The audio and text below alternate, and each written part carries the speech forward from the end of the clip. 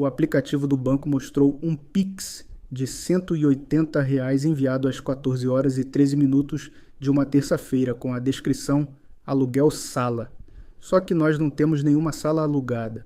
Quando perguntei, ela riu, pegou meu celular da minha mão com uma calma que não combinava com a pergunta e disse que era a mensalidade do grupo de corrida dela, que tinham decidido dividir o aluguel de um espaço para alongamento depois dos treinos. A explicação veio inteira, sem pausa, como se ela já soubesse que um dia eu ia perguntar. Eu sou engenheiro civil, trabalho com números o dia inteiro e talvez por isso minha cabeça guardou aquele valor sem eu querer. R$ 180. Uma sala de alongamento para 8 mulheres dividirem não custa R$ 180 por pessoa, custa isso no total, talvez menos. Mas deixei passar porque ela já estava na cozinha fazendo suco para os meninos, cantando baixinho, com aquela leveza que sempre teve e que eu amo nela desde que a conheci.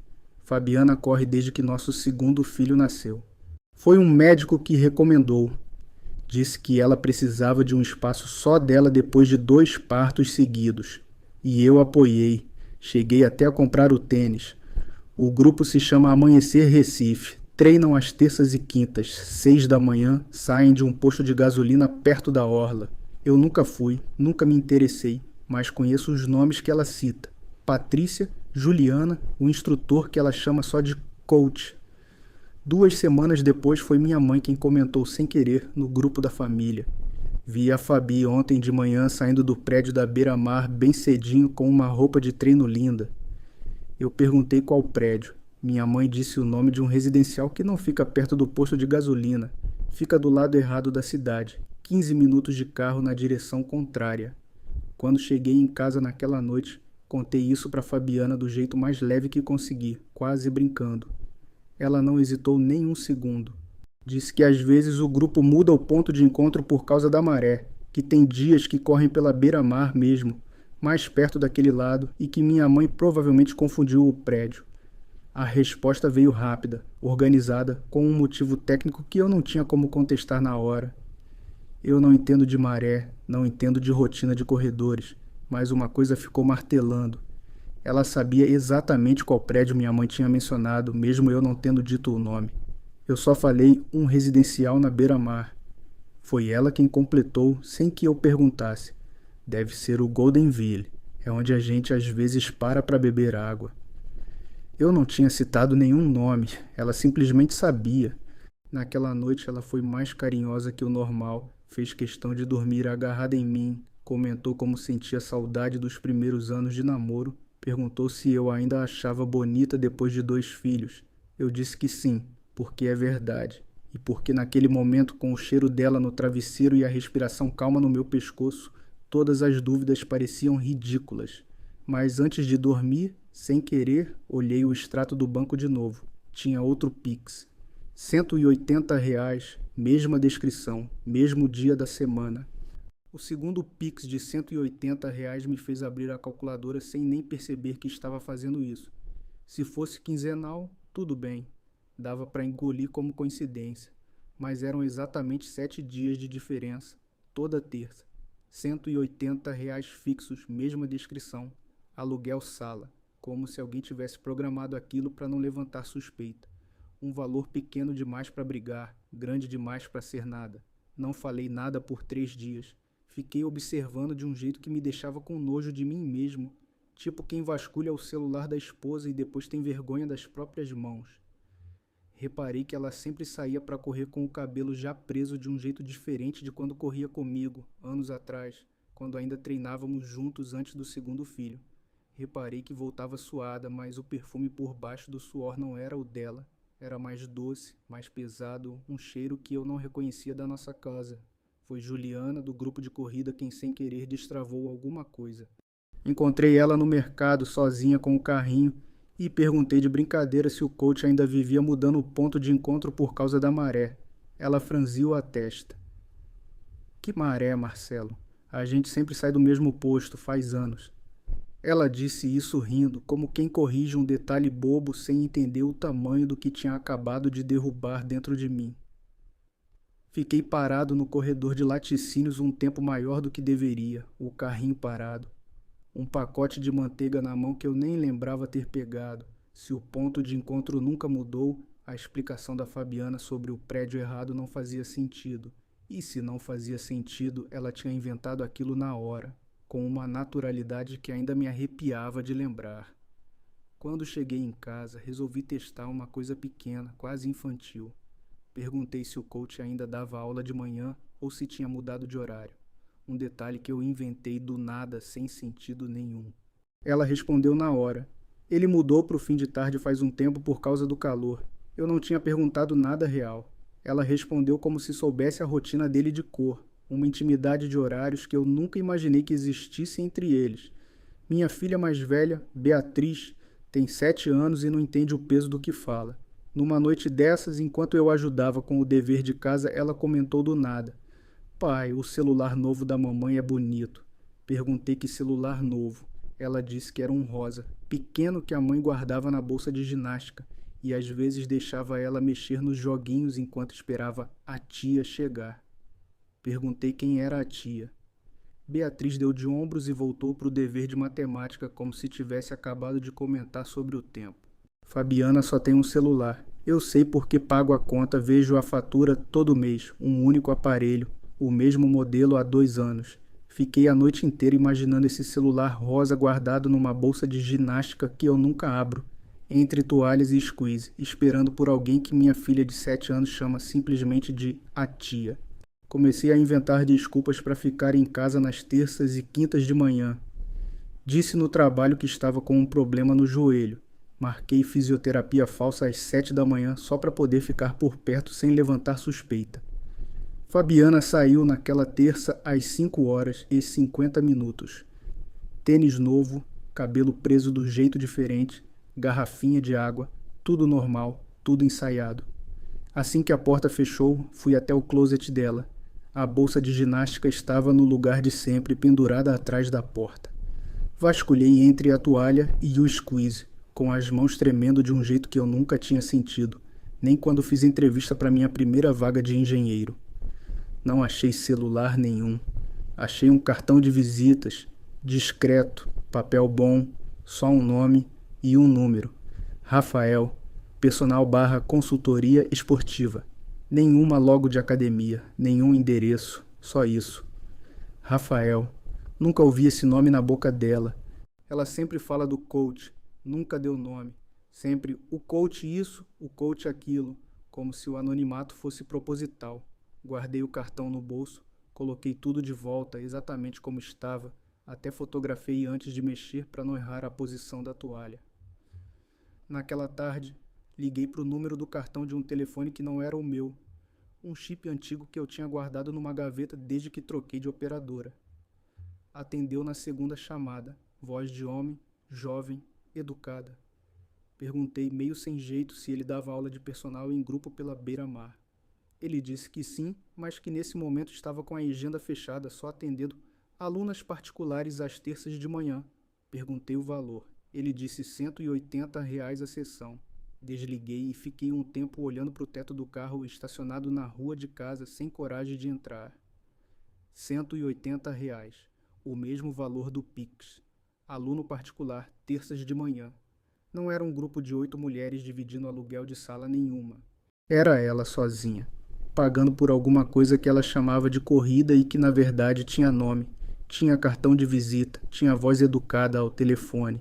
Fui atrás do Instagram dele, sem seguir, só olhando de uma conta falsa que criei no domingo à noite depois que os meninos dormiram. O perfil de Rafael era quase vazio, só fotos de treino, sem rosto de aluna nenhuma, tudo muito cuidadoso. Mas nos comentários de uma foto antiga de quase 1 ano atrás, achei um emoji de coração e um esse DED coração de um perfil privado, sem foto, com um nome que reconheci na hora porque é o nome do meio da minha esposa.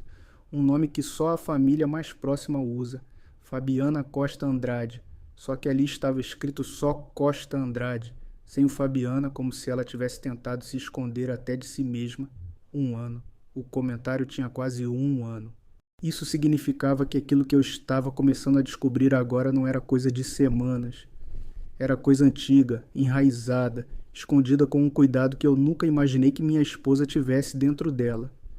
Fechei o Instagram, apaguei o histórico e fiquei sentado no carro por mais 40 minutos antes de conseguir entrar em casa e beijá-la na testa como todo dia.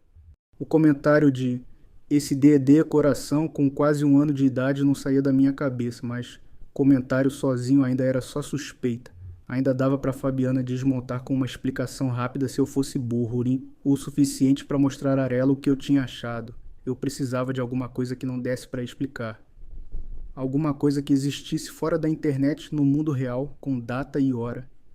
Lembrei que a gente tem uma conta compartilhada de armazenamento na nuvem, criada anos atrás para guardar as fotos dos meninos, backup automático dos 2 celulares. Eu nunca mexo naquilo, é coisa que a Fabiana organiza. Ela que ama fazer álbum, ela que ama relembrar aniversário. Entrei de madrugada, ela dormindo do meu lado, respiração pesada depois de um dia inteiro com as crianças.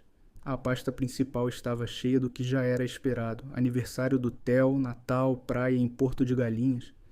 Mas tinha uma subpasta com um nome estranho, Documentos Seguro Carro, escondida entre pastas de fotos do tipo que ninguém abre por curiosidade porque parece papelada chata. Abri mesmo assim. Dentro não tinha nenhum documento de seguro. Tinha 11 fotos e 2 vídeos curtos, com metadado de localização de um apartamento que eu não reconhecia, datados ao longo dos últimos 8 meses, sempre nas terças de manhã, sempre entre 6 horas e 8 horas. Não precisei nem abrir os vídeos até o fim. A primeira foto já mostrava o suficiente. A mão dela com a aliança que eu dei no dia do nosso casamento, apoiada no peito de um homem que eu reconheci pelo cartão de visita que ainda estava dobrado no fundo da minha carteira. Fiquei sentado no chão do escritório de casa até 4 da manhã, com o notebook aberto na minha frente, sentindo uma coisa que não era raiva ainda. Era mais parecido com estar afundando devagar dentro de mim mesmo. 8 meses. Não era um deslize, não era uma vez só. Era uma rotina inteira com o nome de pasta escolhido para enganar qualquer um que abrisse por acaso, inclusive eu. O que mais doeu revendo as datas foi perceber que uma das fotos tinha sido tirada na mesma manhã em que Beatriz comentou sobre o celular rosa na bolsa de ginástica. A mesma manhã em que eu estava em casa fingindo fisioterapia no joelho, imaginando ela correndo pela orla. Não, ela estava lá, naquele apartamento, enquanto eu limpava a louça do café da manhã pensando na minha filha. Fechei o notebook sem fazer nenhum backup, sem mandar para mim mesmo, com medo irracional de que ela percebesse alguma sincronização estranha. Voltei para a cama e deitei do lado dela, olhando para o teto, sentindo o calor do corpo que dormia tranquilo ao meu lado como se nada daquilo existisse. Antes de fechar os olhos, ainda sem sono, uma pergunta ficou girando, mais forte que qualquer outra. Quem mais sabia disso além dela e do Rafael? Porque uma rotina daquele tamanho, sustentada por 8 meses sem um único erro, não se mantém sozinha. A resposta começou a aparecer de um jeito que eu não esperava, pelas pessoas ao meu redor, não pela Fabiana. Foi minha própria irmã, Camila, quem deixou escapar. Estávamos no churrasco de aniversário da minha mãe, num sábado, e ela comentou baixinho, enquanto ajudava a arrumar a mesa. "Marcelo, você tá bem? Achei que vocês tinham resolvido aquilo." Perguntei o quê. Ela travou, percebeu que tinha falado demais e mudou de assunto rápido demais para ser natural. Insisti mais tarde, sozinho com ela na cozinha, lavando louça. Ela suspirou, olhou para a porta para ter certeza que ninguém escutava e disse que tinha visto Fabiana chorando no carro dela, meses atrás, dizendo que as coisas com o Rafael estavam complicadas, que ela não sabia como resolver aquilo sem destruir a família. Minha própria irmã sabia o nome dele. Minha irmã sabia havia meses e nunca me disse nada, porque Fabiana tinha pedido segredo, dizendo que ia terminar sozinha do jeito certo sem me machucar. Descobri depois, juntando pedaços de conversa com minha mãe, que também sabia, também tinha sido pedida em segredo, que não era só a família dela que sabia, era a minha também. Minha mãe, aquela que mencionou sem querer o prédio da beira-mar, na verdade não tinha errado o nome do prédio por acaso. Ela sabia exatamente onde ficava, porque Fabiana já tinha contado a ela, chorando, dizendo que precisava de conselho, que não sabia se contava para mim ou não. O comentário da minha mãe no grupo da família, aquele que eu pensei ter sido um deslize inocente, na verdade foi um teste. Ela queria ver minha reação, queria saber se eu já sabia, sem ter coragem de falar abertamente porque tinha prometido segredo para Fabiana. Toda a minha família estava numa espécie de teatro silencioso ao meu redor, cada um guardando um pedaço da verdade, esperando que ela mesma contasse, ou que eu descobrisse sozinho. Isso doeu mais que as fotos. Mais que o apartamento, mais que o cartão de visita, mais que o Pix de terça-feira. Doeu saber que eu tinha sido o único, na minha própria vida, que não sabia o que estava acontecendo dentro dela. Que minha irmã tinha visto Fabiana chorar no carro por um caso que ela mesma escolheu ter, enquanto eu ficava em casa fingindo dor no joelho para tentar entender uma coisa que todo mundo ao meu redor já tinha entendido meses atrás. Naquela noite, voltando do churrasco, Fabiana comentou no carro que eu estava quieto demais, perguntou se eu tinha brigado com alguém na festa. Eu disse que só estava cansado. Ela pegou minha mão no câmbio, um gesto antigo nosso dos tempos de namoro, e eu deixei, porque não sabia mais o que fazer com as mãos nem com o resto de mim. Olhei pela janela e pensei em quantas outras pessoas, além da minha família inteira, sabiam de um segredo que deveria ser só meu para descobrir. Depois do churrasco, não consegui mais fingir só para mim mesmo que precisava de mais provas.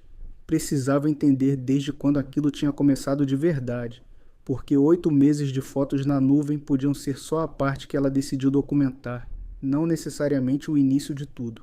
Voltei ao Instagram falso que eu tinha criado, dessa vez com mais paciência, descendo anos no perfil dele procurando qualquer rastro anterior ao primeiro comentário que eu já tinha achado. Encontrei uma foto de quase 2 anos atrás, de uma competição de corrida de rua, uma daquelas provas de 10 quilômetros que acontecem na orla todo mês de junho.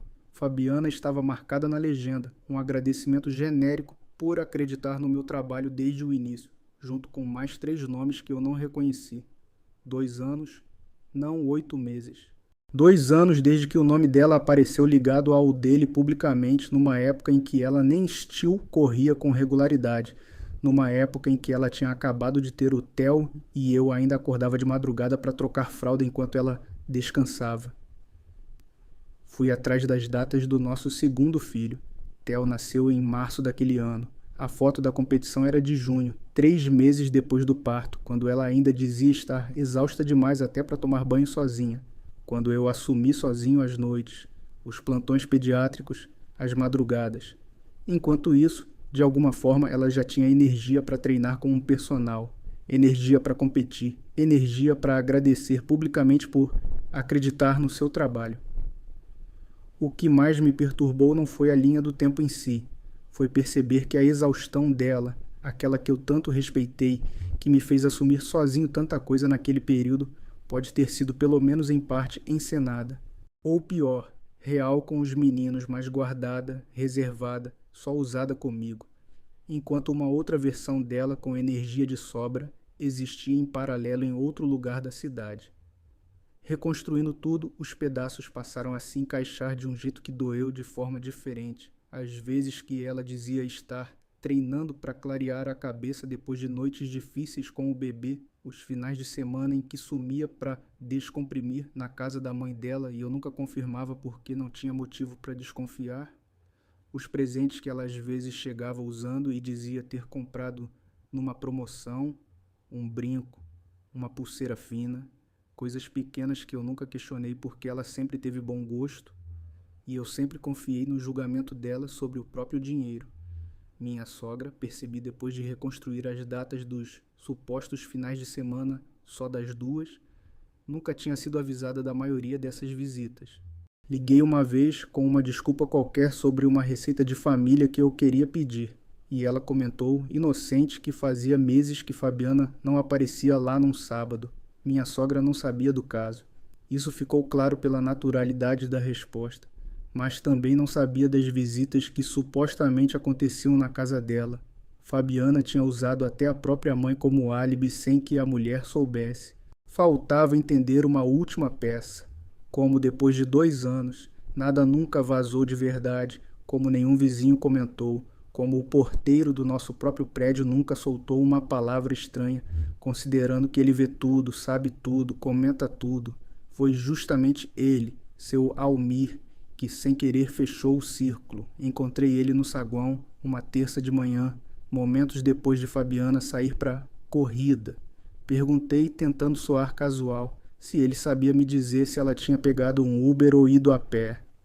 Ele sorriu do jeito que sempre sorri e disse: Foi de Uber sim, seu Marcelo. Mas o senhor sabe que ela quase sempre pede para mim chamar porque o aplicativo dela vive dando erro.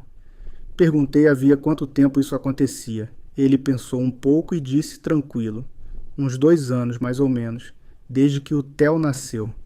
Seu Almir, sem saber o peso do que estava dizendo, continuou contando que sempre chamava o Uber para o mesmo endereço, um residencial na beira-mar que ele já tinha decorado de tanto digitar, e que às vezes via ela voltar mais tarde do que o esperado, sempre com a mesma explicação pronta: atrasou o treino. Ele nunca desconfiou de nada porque, segundo ele mesmo disse, rindo, casal jovem com 2 filhos pequenos precisa mesmo de um tempinho sozinho, ainda que seja para correr. O que ele não sabia, e eu descobri completando a peça final, é que era exatamente ele quem garantia que nada aparecesse no histórico de localização do celular dela, porque o Uber sempre era pedido do aplicativo do porteiro, vinculado à conta da portaria, nunca da conta pessoal dela. Não existia rastro nenhum no telefone porque o rastro nunca chegou a se formar ali. Ela tinha, sem que ele soubesse, transformado a boa vontade de um funcionário gentil em parte do próprio sistema de encobrimento.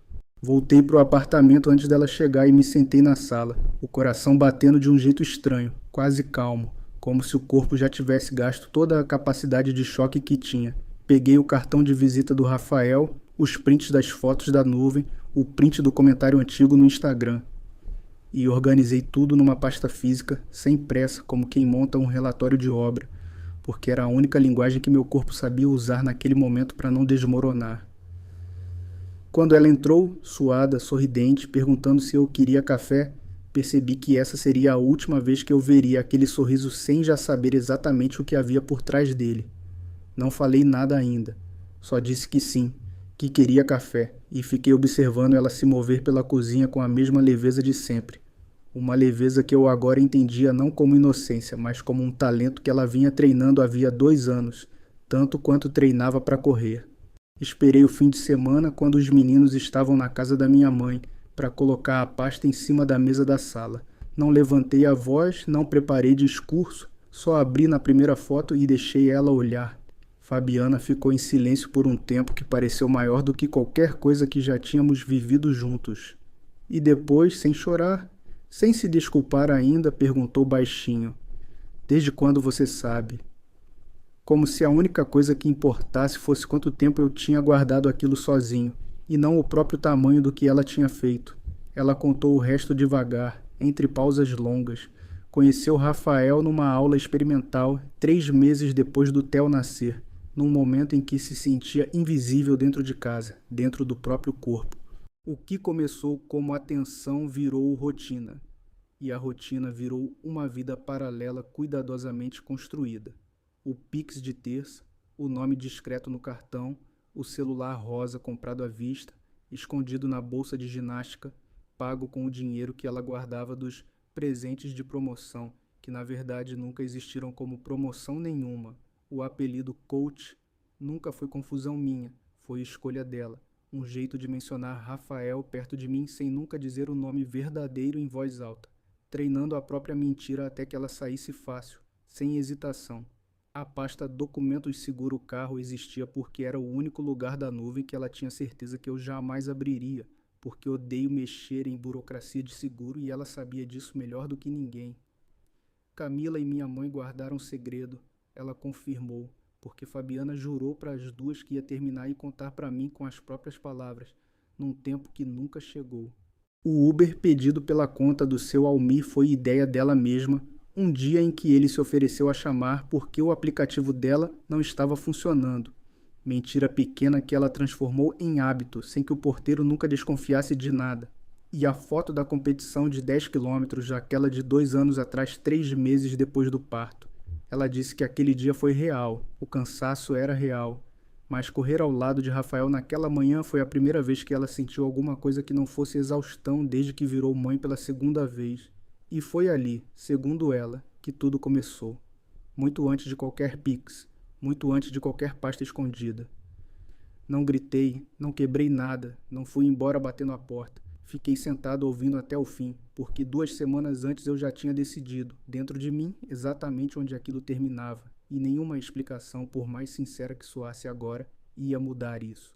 Pedi o divórcio na segunda-feira seguinte, com a mesma calma que ela sempre usou comigo. E talvez seja irônico, mas foi a única coisa que aprendi com esses 2 anos. A calma também pode ser uma forma de verdade.